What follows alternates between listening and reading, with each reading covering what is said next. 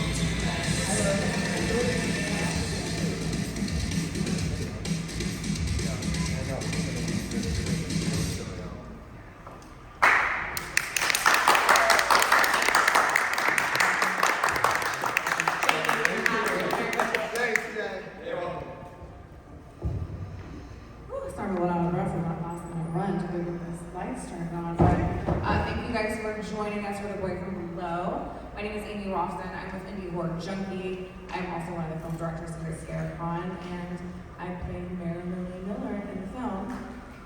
But let's get to the good stuff, because I got some. Yes, we do have Felissa Rose coming. She's going to be here in about 10 minutes. We're a little bit early, but we're going to kick it off. I'm going to go ahead and let you guys introduce yourselves, and then we're going to get into some questions and answer some questions from the audience as well. How are you? My name is John Kearney. I'm an actor and producer. Hello, my name is Ruben Rosado. I'm an actor and producer. Jeff Descoteaux, actor and producer. And you guys go ahead and tell us who you play in the film. Oh, so I played Rondo, the ice cream killer, in Boy From Below. That was me. I played Harper, Felissa's son. Officer Goodman. All right, you guys. So what did you guys think of the film? You guys into horror slashers, mass killers? All right, you're in the right room. We're just gonna go ahead and dive in. We've got time for some quick questions, and we want to hear what you guys have to say about your involvement. Daniel, I'm gonna start with you. The Boy From Below is described as a reimagining of the Wicked One. In your opinion, how does it expand or reshape that original story from Tory Jones? Good question. When Tory first approached me with the project, I knew that he really loved the Wicked One and wanted to expand on that. I think that his goal with this film was to amplify that mythology, to kind of grow it and to kind of promote it in a deeper light than the first film. You know, he wanted to really create a bigger universe around it. And I think that he definitely did that, especially with bringing your character in the film, and as well as the elements of kind of bringing back that 1990s horror feel. So, I think he pulled it off very well. It was wonderful to see. I personally think this was a great slasher kind of film. It brought back the 70s and 80s vibe. When I saw Wicked Ones, I saw that it was a successful franchise. You know, the character, the story, the cast, everybody was just on point and you know, working together and bringing this alive. But with The Boy From Below, it touched more on the story of the boy itself, and you know, we seen the background of it. We seen how he grew up on his uprising and what turned him into that monster. And as you can see from now, we already aiming for something else. So as you can see, you know, the two girls survived at the end. We don't know what happened with this officer yet. Anything could happen from here on out. So I think what they did is to make this be the focal point of the movie, and to say that the boy from below is here to stay.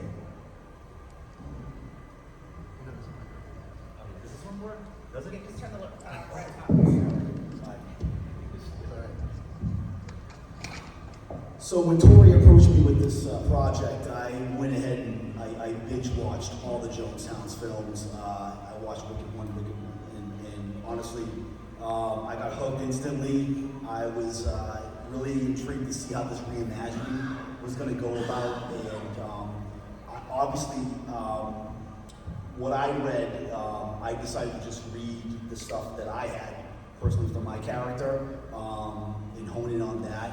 And I was really, I went in as a fan because I'm a big indie horror fan, big slasher fan. So I went in blind here today to watch this.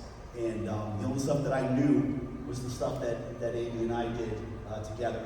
And I gotta say, I mean, blown away, 10 out of 10. I thought this Tory did an amazing job for this project, and hats off to the cast and crew. Again, just really thankful to be a part of this. We had a really good time with our scenes, and talking about Tory, he has such a passion for horror. So I love that you deep dove into some of his films before working with him. How did you find his directing style? How did you find your character? Because he was pretty collaborative on set. He really gave some leeway for us to kind of bring those characters to life in our own way. How was that experience for you with working with Tory? Yeah, so, Tory, I wanted to follow the script. Obviously, I didn't want to try to change too much stuff of how he wanted me to be. But I was able to just kind of take Rondo and kind of make it my own in a way too. I know what you guys saw there, it seemed like from what Aimee and I shot, from what I can recall, we spent like an entire day in that ice cream shop. And we were in an ice cream shop, a little like candy shop, ice cream, and a toy shop. It was crazy if you can tell. Yeah. And, but it was a lot of fun. And it just like, I think Tory wanted me at one point, I remember he wanted me to talk with like a lisp. And I was trying to get that down, but I'll admit, like, I did ask him, I said, can we just change the voice up a little bit to make it more sinister? And he agreed with that, and we just rolled with that. I'm not sure how much of the dialogue you heard from Rondo, but again, it was a lot of fun. We had a lot of fun that day. We shot these films within the film, so what you guys saw when they were watching us on TV, we actually shot full-out short films, which I believe is going to be included in a different project that we haven't quite announced yet, where you're going to be able to see those full-on length short films that we did do, and that's going to be a lot of fun to show everybody as well. Ruben, with this movie blending nostalgia and modern slasher energy, how did you personally connect with that mix as a lover of horror? So, growing up seeing Freddy versus Jason, Friday the 13th, seeing all the old school slashers and horror movies being brought back to life, and using modern technology and modern setting and modern sounds, it just mixes both of them together to bring this masterpiece that we all missed. It's hard to see movies like that are horror that's being compared to Jason or any that has a franchise hit. But when we worked on The Boy from Below, we wanted to make it special. We wanted to all put our energy and our focus on these characters, partake into it. Just to revise the last question, Tory did a great job of directing. With me, I came in a little later. I was cast at the end. He told me that I was going to take a role, but he wasn't sure where I was going to fit in. But when he found a spot, I flew in, and I was like, hey, sign me up. As in directing, he allowed me to just take a role. He allowed me to take the lead, even though he did give some tips and advice. So I would like to say throughout this whole film experience, it was great because you do see a bunch of older, dynamic history, the horror history. Like, let's say the film, the video shot, the movie shots, the VHS, the settings, the color grading, all that is old school. But you still see, the little sounds, the new transitions. I don't know if you see the hallway. That was dope. And I want to say, Tory, you're great at that, man. Whoever that editor is, shout out to you. Yeah, there's some great editing in this one for sure.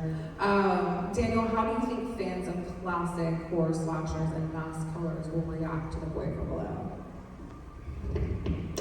I think they're going to react very, very positively. I think it really was unique. It's as far as mass killer goes in the slasher franchise, you always like to see the good camaraderie between, you know, the cast and, you know, the way that they speak to each other, and I think he really got that there in conjunction with the fact that the boy looks so different than many other characters that I know. I think he's going to fit in very well with the He did genre. a great job on that mask. And even with when he was, you know, the young boy, I love what they did. I actually remember being on set shooting with Jace during those scenes where you see him with his face painted, and they started off with a mask.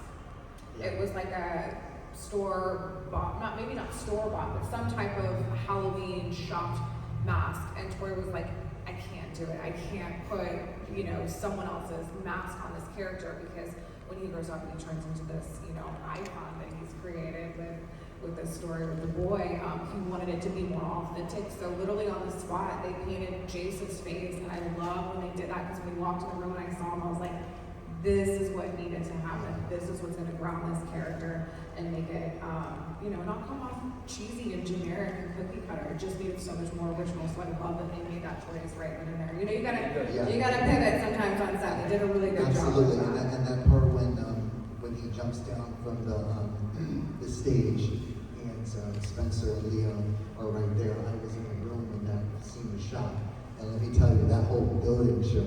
Yeah. I looked up, I was like, trying to be quiet on set, you know, but that was loud.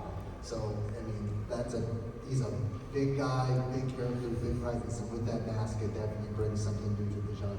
Yes, and Jace, who played the young boy, who played my son at the younger age, shout out to him. Yeah. He's an incredible actor, you guys. This kid, I'm telling you, keep your eyes out for him. I think he just graduated high school, he's gonna be graduating, but he is a young talent.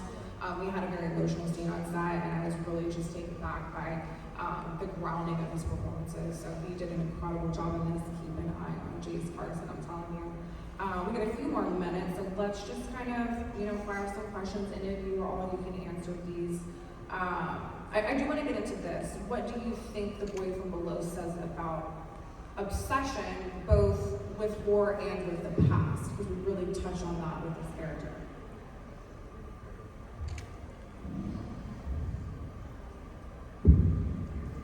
So I do like the idea of how it's basically, in the beginning of the film, just sets the tone where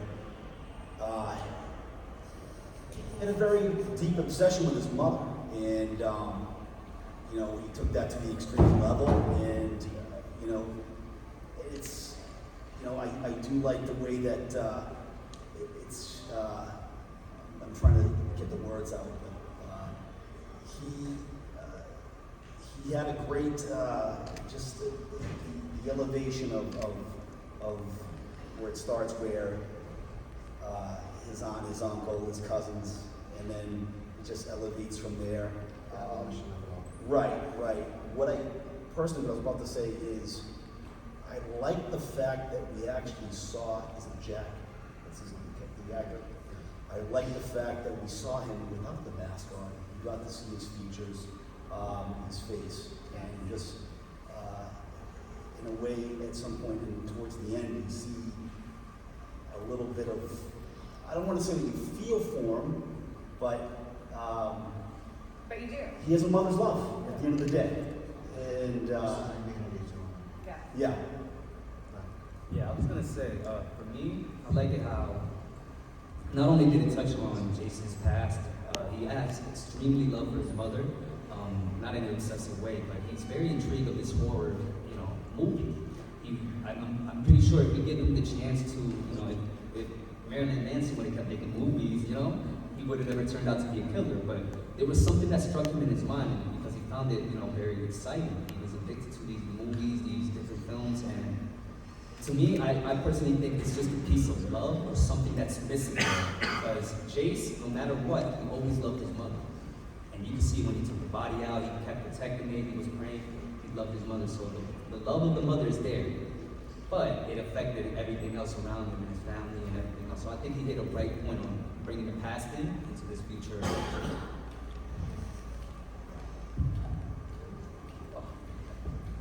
Ring around the nation is nice. Go ahead. Yeah, we've got time for a couple of more. Let's talk about the acting guys. You know, this is a group right here that is very involved in the indie horror scene. If you guys follow indie horror and you're seeing what's going on, you're going to see these faces, not just in The Boy From Below, but a lot of movies over the past couple of years, and we've got some upcoming films that are going to be, you're going to see these guys on as well. How did you approach your role in balancing grounded character work with the heightened energy of this being a slasher film? Yeah, so like you said, it's been an honor to be able to work in independent horror as much as we have in the past couple of years. Tons of wonderful things coming out. But to get grounded in this role, for me personally, Tory, going back to what we spoke about, his directorial style, he let Jamie and I, and Jamie is one of my closest friends, just kind of get grounded in our characters, feel like more like brothers. So we just hit it off. That's how we got grounded in the character. We went over a little bit. We had lost one of the cast members, unfortunately, to the 10, so some of the scene was improvised, and it didn't make the end of the film, but there was some funny stuff in there. So I think it shows the relationship Jamie and I have in there. So we just got grounded and ready to bring it. And I think Jamie brought it big time. I love that end scene. I hadn't seen that, and Yes. that was wonderful. I will say Tory creates a really great environment on set for us to come on and be creative in our ways, and I really love and respect him for that. I love it, yeah. For me, it was Felissa Rose. She was my co-star, and Tory made it easy for me to read the script and take on this character. In fact, when I took over this role, it was a whole completely different script. I'm talking about, I was on set and looking at the script, I'm like, are you my wife? No, she's not my wife, I'm her son now. So the whole entire time I'm improvising, I'm bouncing back and forth with Felissa. But she made it easy for me because her energy, she's very outgoing, and she's so happy and positive that it opened me up to be like, okay, you know what? I don't have to worry, we got this. We're gonna bounce off each other. And I just want to give you a shout out for that, Felissa.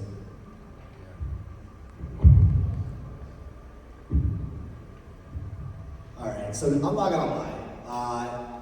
Tory sent me my costume and to my house, and understand, I have at the time, tried to look a year and a half ago, so my daughter, she's 9, and she has an ice cream kind of stand in her bedroom already, and so I put the costume on, the outfit, bow tie, the hat, and everything around my house. Obviously, she thinks I'm a goofball.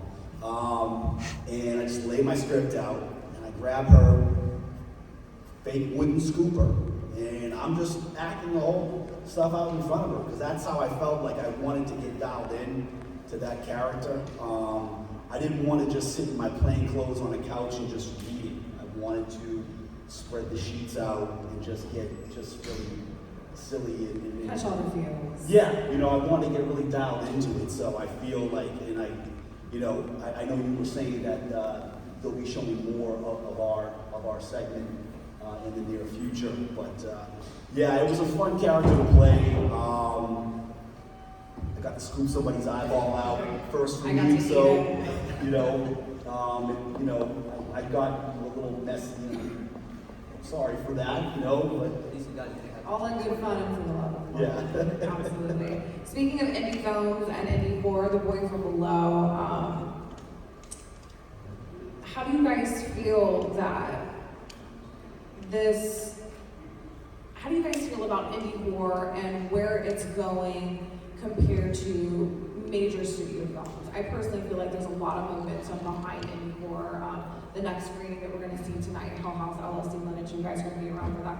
Please stick around. They're independent, non-studio back. It's their 5th and final installment, and they're the perfect example of this question because they are indie filmmakers who started 10 years ago, pumped out 5 movies, they just got a theatrical release on their final installment. So how do you guys feel about the energy that's surrounding indie horror right now, the excitement of it, and the advantage of it working on these sets versus major studio films? I would love to answer that question.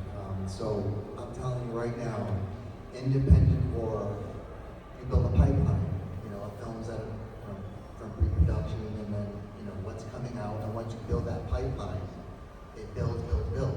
It's all going to be coming out soon, and I think a lot of it was triggered from COVID. People don't realize that the boom happened just like this back in the 80s, just like they have with the video stores. So the independent genre, it's going to be on fire because there's so many different horror films that are going to be coming out. I think it's going to be a boom, just like we saw with the whole, video store. Because people forget, back in the 80s and 90s when there was video rental stores, a lot of those films that came out, although they were maybe minor studio now, they were still regional creations. Florida, New Jersey, California, and the same thing's happening now. And you can make amazing films and do amazing things with just, your vision and your heart and a great team. I think we all seen the film here that, the budget was very high, but it wasn't exactly how we wanted it, or it's not as good as we thought it would be. So when it comes to independent filmmaking, it broke this industry, especially with the movie years of Terrifier and all, Street and whatnot. Yes, I just want to let everyone know Felissa Rose is coming. She's coming right now. Okay, perfect, perfect. Thank you. So Scream, Terrifier, stuff like that. Independent filmmaking has broke this industry and changed it. It made studios think like, what are we doing wrong? Because it doesn't matter how much money you put in it. I mean, it does, but it really doesn't. It's how creative, how can you use this budget? And with the independent filmmaking, we have limited tools, right? So we're trying our best to use everything at our disposal to create something, a masterpiece, even when we don't have the amount of money that studios have. So if you're looking at this industry in this era, there's a lot of filmmakers, especially with the technology we have, the iPhones. We don't see Doom get shot with an iPhone, right? So at this point, it doesn't matter about the studio or not. It's how much do you want it? Are you very creative? Are you dedicated? And are you willing to put your risk in everything to create this masterpiece? To just kind of piggyback off of what Dan and Ruben's saying right now. As far as the mainstream horror right now, with the major studio backing, you can see right now in the theaters that they are saving the theaters right now.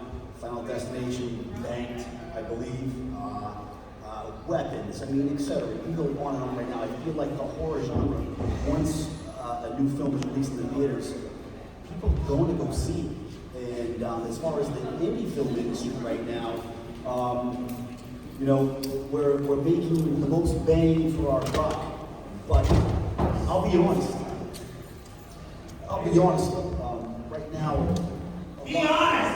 We're gonna be honest right now. We got Felissa Rose in the house, you guys. Let's give it up, screen. The party has officially started. No, it's all good. Listen, you guys, Felissa is the queen of cons, and they want her on every single panel, and we love her for that. And she does them all because she loves the fans. So thank you so much for being in this room for the Boy from Below. So we do have some questions for you, Miss Rose. We're gonna dive right in because we got a few more minutes. The movie was great. You guys. Did you like the movie? Hell yeah. Woo! Let's make some noise! Yes, you were great. And as someone who's played everything from final girl to villain, where does this role as Julia and the Boy from Below fall on that spectrum for you? A lot of energy and a lot of tears. So it was a good mix, because whenever you're creating a character, you sort of want to be completely different from the last character you portrayed. So I felt like I wanted to bring something motherly and zany and crazy, but also with an authentic, insanity at the end. So hopefully that came across. Hopefully, I haven't seen the film myself. I'm sad I didn't get to see it tonight. But thanks to all of you for coming out and watching it. I appreciate it. Definitely. And speaking of cons and you being here, you've built such a deep relationship with fans over the years through conventions and your cult classic films. How do you think The Boy from Below will connect with your core fan base? I mean, anything that's horror, we love. Let's give it up for horror. I think, yeah, absolutely. I just have to say thanks to everybody here on the panel, because making a movie is it's just a tremendous effort. I give so much love and respect to all of the indie filmmakers out there. It really is a very difficult task to put these movies together. No matter whether they're low budget, no budget, big budget, it's very hard. And I feel like a movie like this has so much passion and creativity. So I think audiences will connect with it because there was just so much love put into it.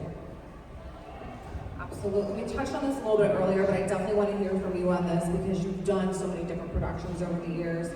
Do you feel that Indie Horror, like The Boy from Below, allows for more freedom and experimentation than larger studio productions? And if so, what is your take on that? I mean, absolutely. Anytime you're on an independent film set, you don't have like the suits, so to speak, looking over you, telling you have to look a certain way or behave a certain way. You have way more freedom on set. Usually you're working with a director who wants to get into that playground with you and create a sort of character that is captivating and interesting and is really larger than life on screen. So I think with something like this film, you just kind of, Tori and I go back and forth like, oh, let her, wear this and let's have you sort of improvise when you're on top of the bar and all this fun stuff. So it's more fun, I think, and it's more let loose, and there's a lot more improvisation, and you're just given the freedom to do things that you would not ordinarily on a big budget studio film be able to do. So it's a lot of fun. That was kind of the movie. Yeah. Woo! What? My fun dance? Audience. Yeah. Oh, Felissa definitely brings the fun, you guys, and that's why she's here today.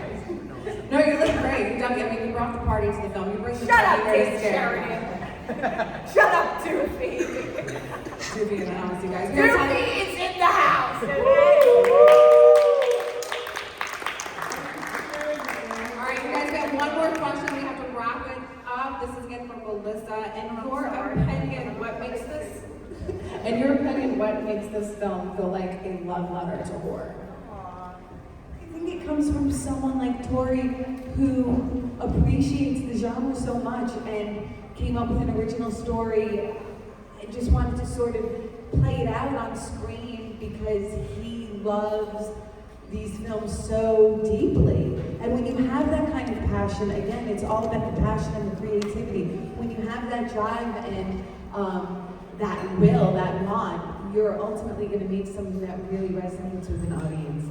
And hopefully it did. Hopefully you all enjoyed it. I think a horror movie takes you on all kinds of levels. Like, it's a roller coaster ride, and it really gets your adrenaline going. So I hope you enjoyed it because we had a lot of fun making it. Thank you so much for taking the time to join us tonight. Everybody who loved the film, thank you, Dan, thank you, Ruben, thank you, Jeff, and thank all of you for joining us for the screening of The Boy from Below. We hope that you watch it again and tell your friends about it whenever it becomes available. But if you guys want to hang tight, we have another film coming on. We have Jamie Root here going to introduce